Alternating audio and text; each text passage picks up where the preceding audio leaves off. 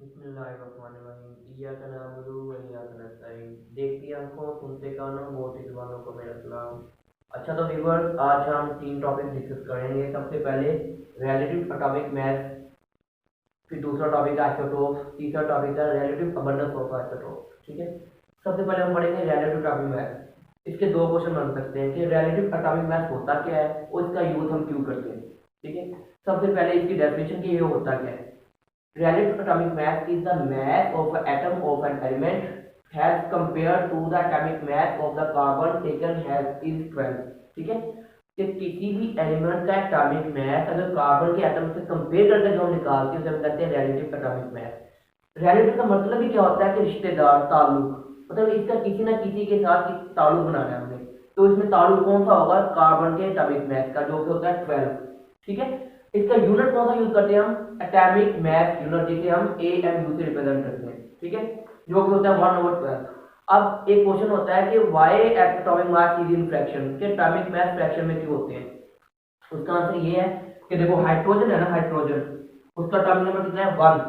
ठीक है, अगर 1 है ना तो इसको अगर हम 1/12 करेंगे, एटॉमिक मास ऑफ कार्बन से रिप्रेजेंट करेंगे तो 1/12 करेंगे तो उसका आंसर आता है 0.083 समथिंग फोन। ठीक है, एटॉमिक मास यूनिट। लेकिन इसका एटॉमिक मास कितने हैं, 1, तो हम क्या लिखते हैं फिर 1.008। इसलिए हम किसी भी एटम का, एलिमेंट का एटॉमिक मास फ्रैक्शन में आता है कि इसको हम एटॉमिक मास ऑफ कार्बन से कंपेयर करते हैं। जब कार्बन से 1/12 से कंपेयर करेंगे तो फिर क्या आता है, जो आंसर आता है वो फ्रैक्शन में आता है। ठीक है, एक क्वेश्चन ये। दूसरा क्वेश्चन ये है कि हम इसको यूज क्यों करते हैं।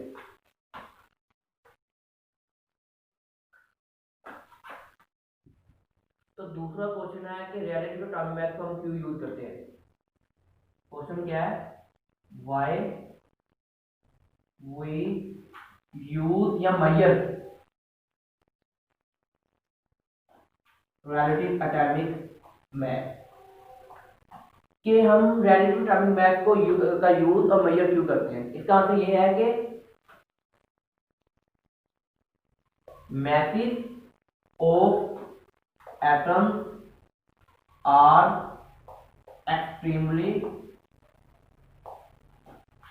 small,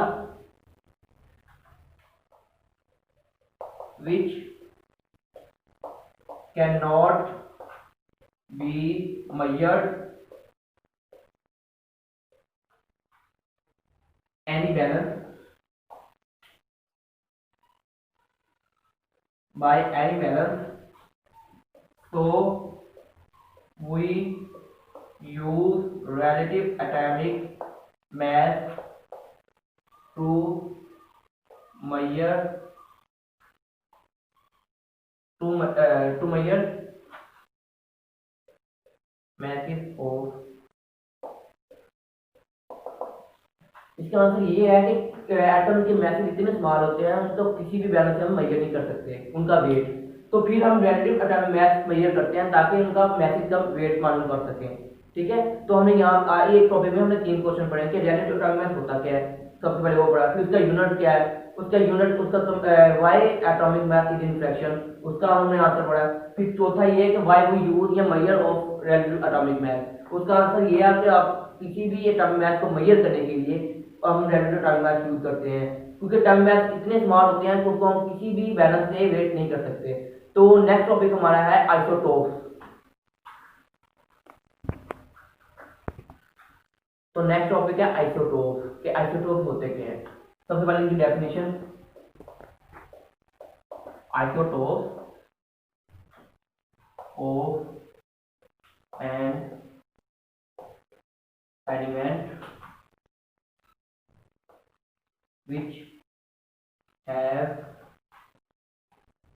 same atomic number but different atomic mass।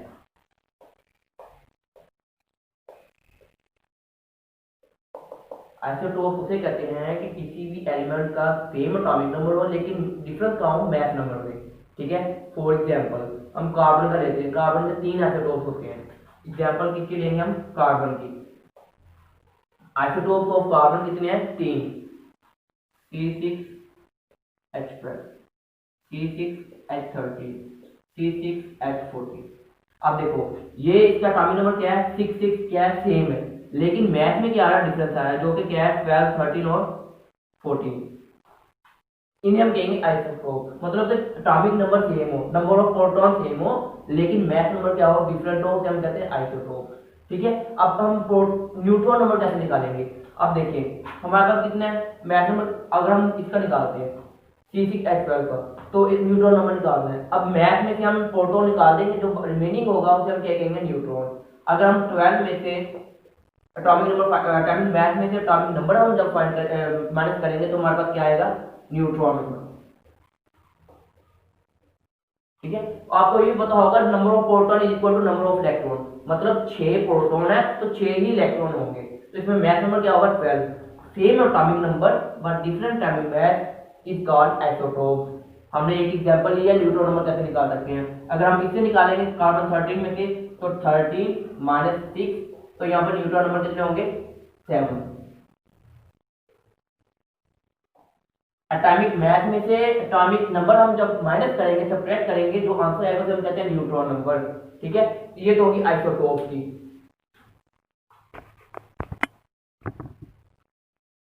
अब हम लेंगे दूसरी एग्जांपल आइसोटोप की, वो हाइड्रोजन के ले लेते हैं।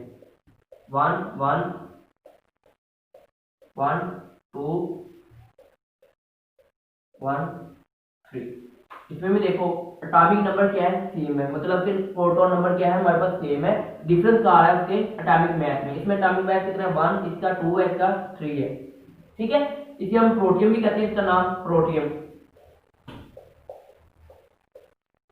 इसका नाम ड्यूट्रियम, इसका नाम ट्रिटियम। ठीक है। एटॉमिक नंबर सेम है तीनों हाइड्रोजन का, लेकिन मैथ नंबर क्या है, डिफरेंट है, तो ये क्या होगा, हाइड्रोजन के आइसोटोप्स हैं, जो कि कितने होते हैं, 3, प्रोटियम, ड्यूट्रियम, ट्रिटियम। ठीक है। अब हमारे पास नेक्स्ट टॉपिक है relative abundance of the isotopes.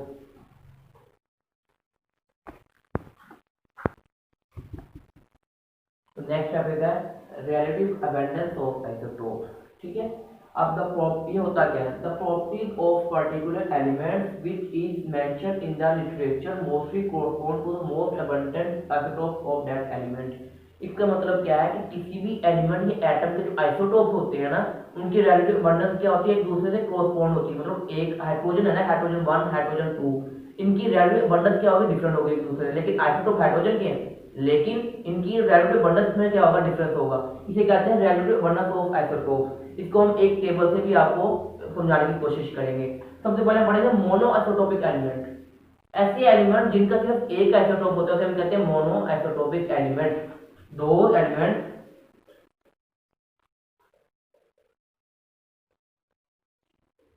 which have single isotope।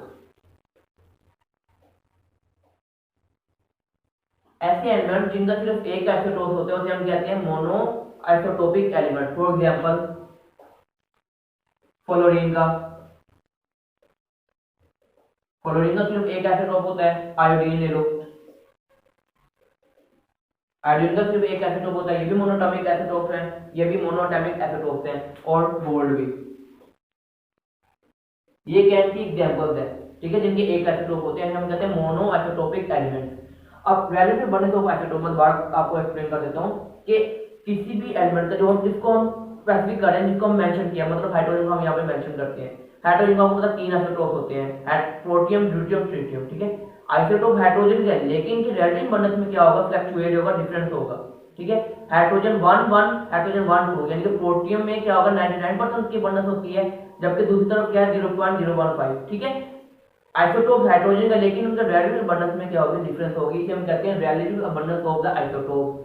The properties of the particular element which is mentioned in the literature mostly correspond to the most abundant isotope of that element।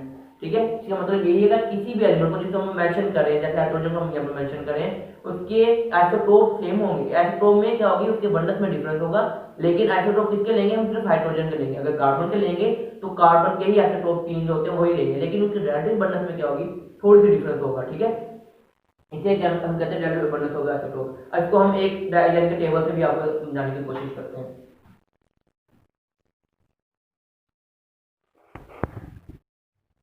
तो अब हम table से आपको explain करेंगे relative bundles होती क्या है। ठीक है, अब मैंने 3 एग्जांपल ली है, हाइड्रोजन, कार्बन और नाइट्रोजन। ठीक है, अब हाइड्रोजन के 3 आइसोटोप होते हैं, प्रोटियम, ड्यूटेरियम और ट्रिटियम, लेकिन मैंने 2 की एग्जांपल ली हुई है, प्रोटियम और ड्यूटेरियम की। ठीक है, एलिमेंट क्या है हाइड्रोजन, लेकिन उसके आइसोटोप कितने हैं, 2 यहाँ पे डिस्कस करेंगे। अब बंडल्स में भी इनका डिफरेंस होगा। ये प्रोटियम की बंडल्स कितनी है, 99.98%। ठीक है, और ड्यूटेरियम की कितनी है, 0.015%। ठीक, आइसोटोप सेम है। ठीक है, आइसोटोप कितनी है, हाइड्रोजन की है। ठीक है, लेकिन बंडल्स में क्या आ रहा है, इनका डिफरेंस आ रहा है, मैथ में डिफरेंस है इनके।